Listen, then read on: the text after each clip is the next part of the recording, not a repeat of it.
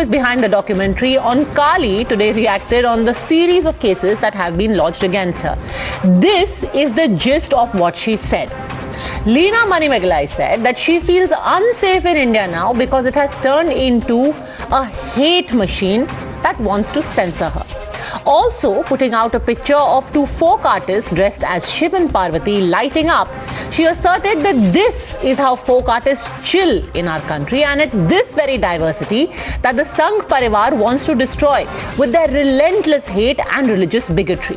In fact, she even went on to call what is happening, with people protesting against her, her film being pulled out from a film festival in Canada. She said this is, and I quote, a grand-scale mass lynching by fundamentalist elements.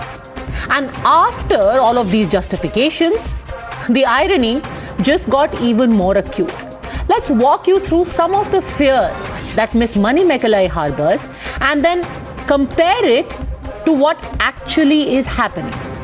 First is that India is turning into a hate machine. What the lady doesn't see is that actual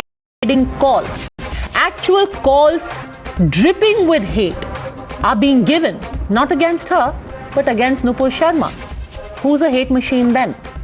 Second, while she thinks that the whole nation wants to censor her, one would do well to remember that there are sizable section of India's population still supporting her, whereas those who are daring to support Nupur Sharma have been beaten, threatened, or worse. Third, she's lamenting that now she just doesn't feel safe anywhere, conveniently forgetting that it is Nupur Sharma who is in hiding even as we speak. And finally, this is perhaps the most tone deaf of all of her complaints about India, that what she's being subjected to is a grand-scale mass lynching. What does one even say about this? Leena Manimekalai is dramatically calling herself a victim of grand-scale mass lynching, forgetting that Kanhaiya Lal and Umesh Kole were actually subjected to a grand-scale mass lynching, which basically makes one ask, are people like Leena Manimekalai completely blind to reality? Or they choose to be blind because it suits them, because they can get away with it? How is it okay to first denigrate a religion or generally make thoughtless, flippant comments about it and then play victim?